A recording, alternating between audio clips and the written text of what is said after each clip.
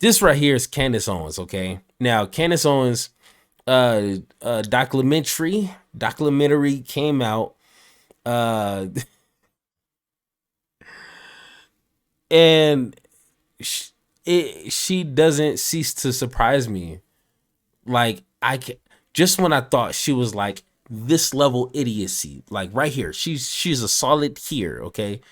After this, she jumped down 2-3 levels for me. Okay, like I done almost lost all respect for her. But let's go ahead and I've endured the most abuse I've ever endured in my entire life in the past week. I don't know. Everyone's just attacking me from every angle. There's just fake articles being planted, every left, right, and center. They never want to take accountable for what they say. Maybe, just maybe, people are attacking me because I'm saying stupid things. That's never looked upon. That's never thought about with these kind of people. You know why? Because they're a grifter. They're a grifter. It is weird to me that never crosses their mind. Maybe I done said some dumb shit. Maybe this is why people are mad. But let's listen. I've never been under more media attacks than I have in the last week. And of course, it's because I dropped the BLM doc. And how dare you step on our toes, Candace? How dare you? We've already agreed on the narrative. George Floyd was a victim. BLM is heroic for extracting tens of millions of dollars from people that felt guilty about the narrative that we made up out of thin air about policing in America. We just made it up and everyone bought it. What?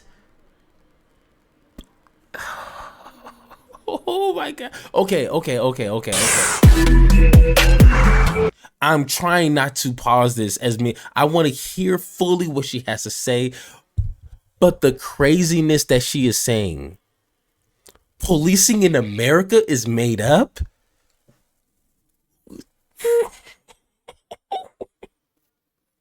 What is she talking about? What? Bro, she can't believe this. No. I am not accepting what she just said. She doesn't believe that. She is 100% grifting. She is grifting the hell out of this grift right here. She is the queen of grift. If she has enough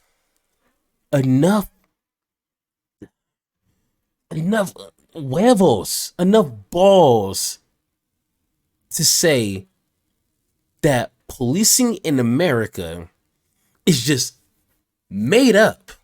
This is just made up just in the past 2 years to support the whole George Floyd narrative for whatever reason. I mean, it didn't really solve anything. Like, cops are still doing what cops do, but all that was to support this whole narrative. But before then, cops had no problems. Cops was just being friendly and protecting the servant. Are you kidding me? She don't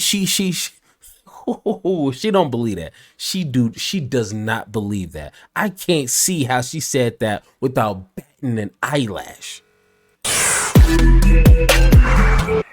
Bro. We made the celebrities put up black squares. How dare Candace Owens come and clarify that we're all a bunch of liars and pigs. Actually, that's what the mainstream media is. It's a bunch of liars and pigs who are propagandists and who work at the behest of the government, right? They collude. That's what they do.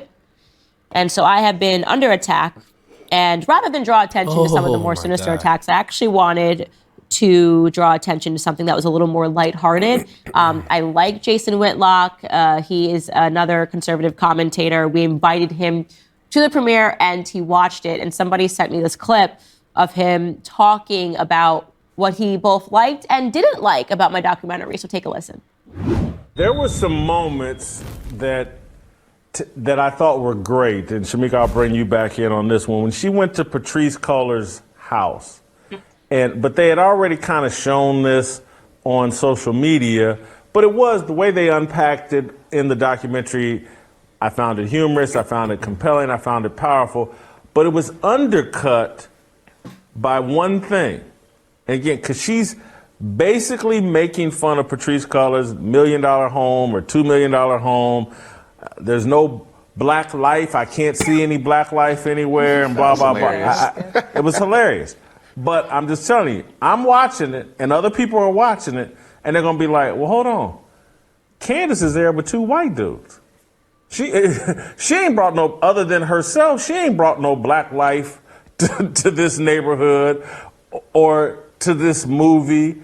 And it again, this is where I'm saying I think she needs some help. The whole fact that she went to Patrice Cullors' house in a car service. She's in the back seat. She's got on diamond earrings.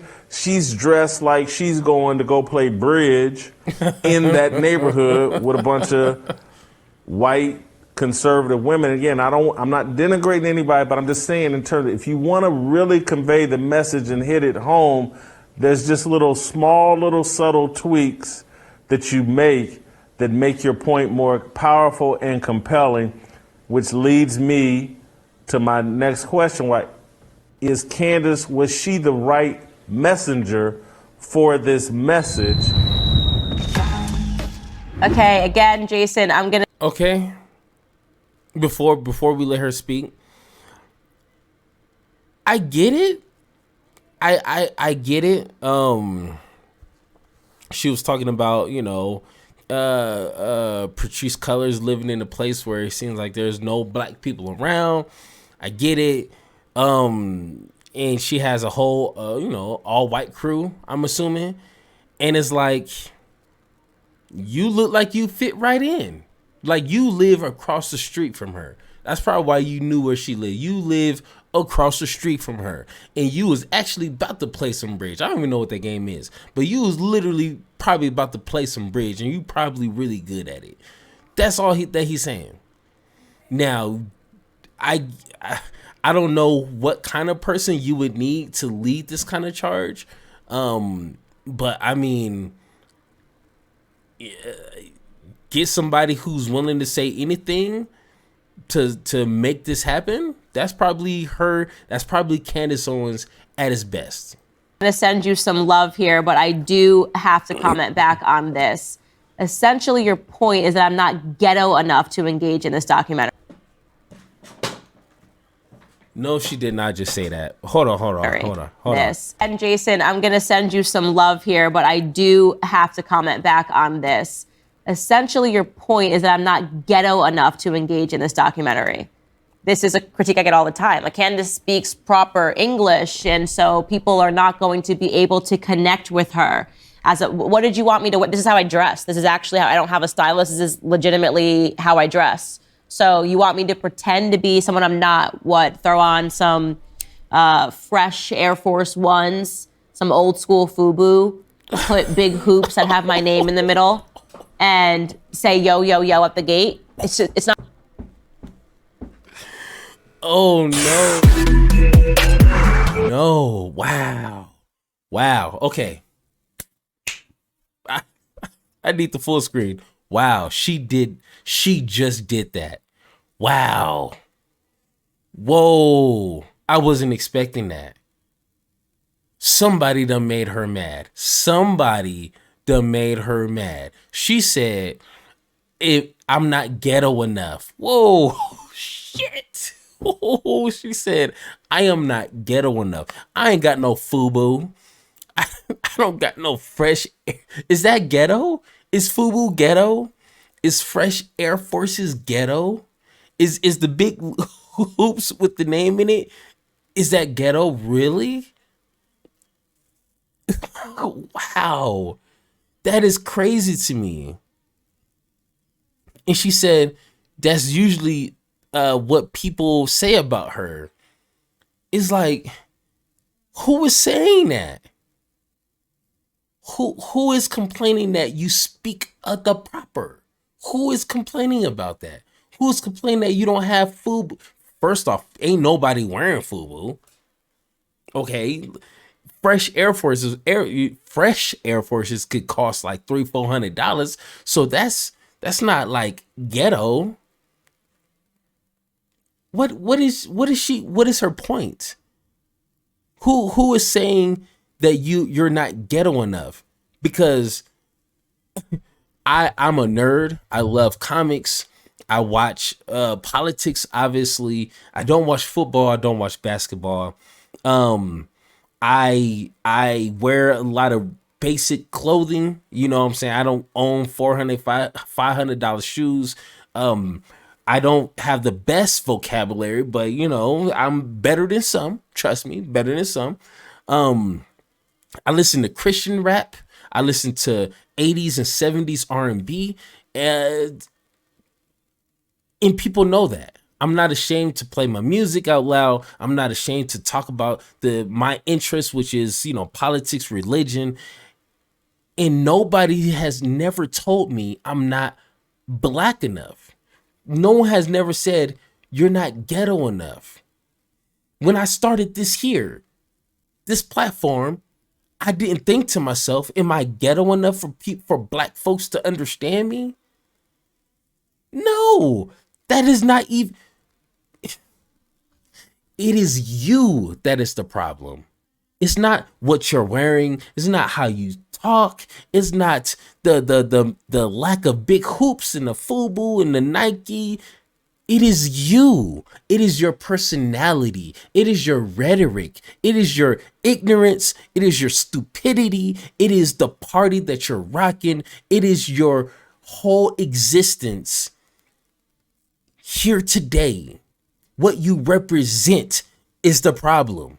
That's why black folks don't rock with you. That is the problem. You know that. And if you don't know, now you know. That's from Biggie. Okay? If you don't know who that is, that's from Biggie. If you don't know, now you know. Okay? It's not the talking proper. It's not the, it look like you're wearing something like a rug. Someone just tapered up a hole and you're wearing a rug. Okay? I'm pretty sure that cost a lot. That's not the problem. Okay? The earrings, that's not the problem. It is your personality is the problem. Your hatred, your misinformation, your grifter like attitude, that is why black folks, majority of black folks, you got some black folks that's just as ignorant, but for the regular folks, for like 90% of black folks don't rock with you, is because of you. That's it. Nothing more, nothing less. All right, let's get back into this. It's not who I am, right? I made a documentary to expose the truth. I'm not going to present a lie while trying to expose others for lying. That doesn't make sense. I'm not going to present a lie while presenting the truth. What he meant was, you are too grifter-like. You are unbelievable. You are not a reliable black source to tell black people that this Black Lives Matter organization is a fake, is a fraud, is doing X, Y, and Z. You are not a good representation to deliver that news, that information to other black folks. You are not it, because you yourself are a grifter. You will say anything and everything to make sure you continue to collect that money. That's all that it is. You got a little over 1 million subscribers for a reason, because you're willing to say all the ignorant stuff to get the clicks. While the people who actually have good information for black folks and do want to see black folks in America in general prosper, those are the ones that are getting pushed in the corner. And trust me, we can go down a whole list of names. But the loudest people, the most ignorant, loudest people are the ones that are being the distraction, that are getting all the views because they're saying crazy, outlandish things. Like her. That's the only reason why he said, even he checked you and was like, yeah, I don't think she was the one. She was the messenger to message this message. That's simple. I find a lot of difficulty with this entire concept that when Black Americans look presentable, they somehow can't connect. That's actually one of the problems, I think, in Black culture. And as a final 2 points to this, you're talking about the fact that I showed up with my camera crew. Well, yes, they did happen to be white. Car service, no, we rented a car that could fit the camera crew. Obviously, we were filming a documentary.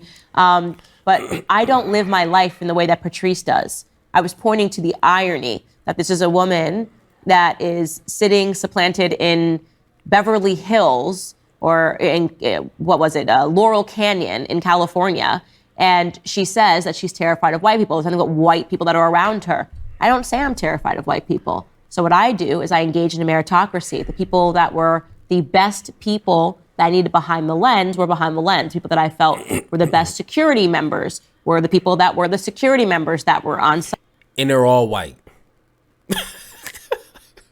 And they're all white. I can just imagine she didn't get a lot of Black applications, okay? And if she did, I guess they weren't good enough. Like, oh my God, like, and I wonder, where does she live? I guarantee you. Okay, I don't want to guarantee. Like I said, I'm not a betting man. That's why I don't gamble, because I have bad luck. But if I had to bet, she don't live in no 6 Points. She don't live in no Watts. You know what I'm saying? Like, she don't live in no Montbello. You know what I'm saying? Let me see. Let's see.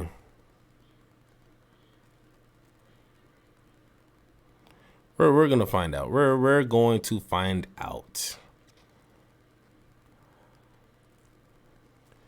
Yeah, it's not giving me information. Tennessee.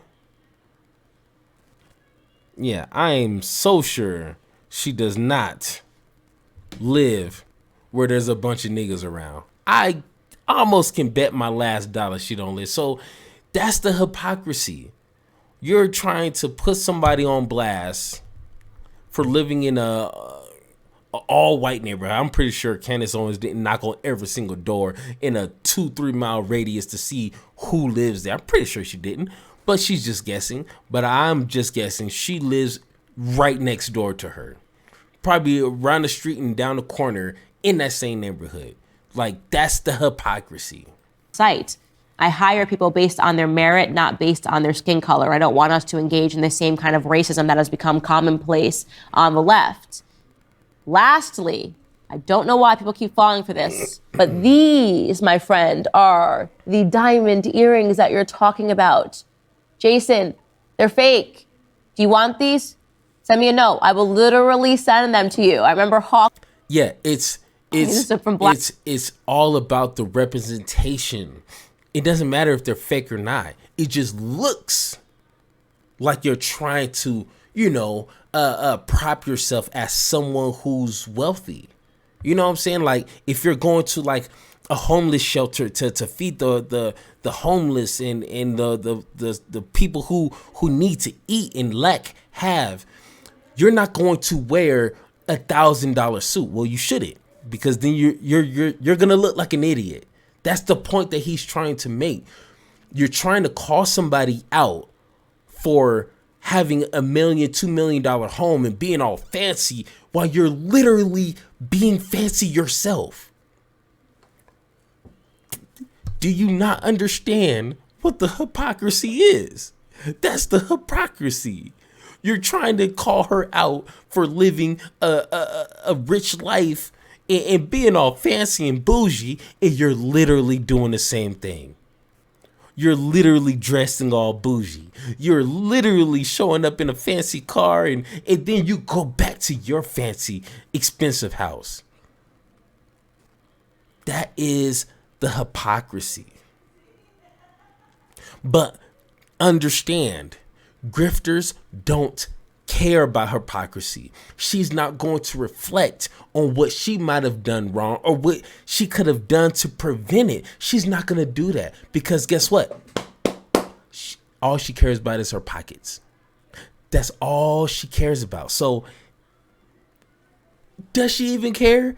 No, she doesn't care what people like me are trying to tell her. She doesn't care. Black Lives Matter basically made the same arguments you made when he was on my show. And he said, look at you with your big diamond earrings. And I offered that. I said, Hawk, if you want these earrings, you can have them right now. I think these cost like $50 and they were from Nordstrom.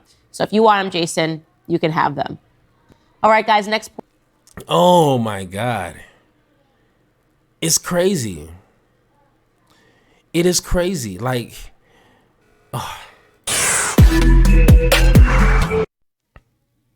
just when I thought she couldn't get any lower, she did. Oh man, she said, I'm not ghetto enough. It's not the ghetto-ness that you're lacking. It's the decency. It's the knowledge. It's the respect. It's just, the moral foundation, the integrity. That's all missing. You can be ghetto and still be missing all that, and people will call you an idiot. That's all that it is. I mean, if you don't have that, and I'm pretty sure you're above like 25, I don't know how old you are. Like, you're wearing some makeup, so it's really hard to tell. But I think you're old enough to understand those concepts and those personality traits. And unfortunately, if you do not have those personality traits, integrity, a moral compass, you're kind of screwed. Because that stuff you can't buy. That stuff you can't get enough subscribers to get. You can't find it. It's not going to be at Walmart in the clearance aisle. If you don't have it, that's just who you are. People are not going to like you. I'm sorry. It's not the clothes you wear. It's not how you talk. It's not what party you're in. You're Democrat or Republican. It doesn't matter who you're married to, what your beliefs are. If you lack those characteristics, people are not gonna like you. That's simple. I'm sorry. If you need friends, you better wait until after this life. That's what I'm saying. You're gonna have to wait till after this life to try to make some friends, because you're screwed. What?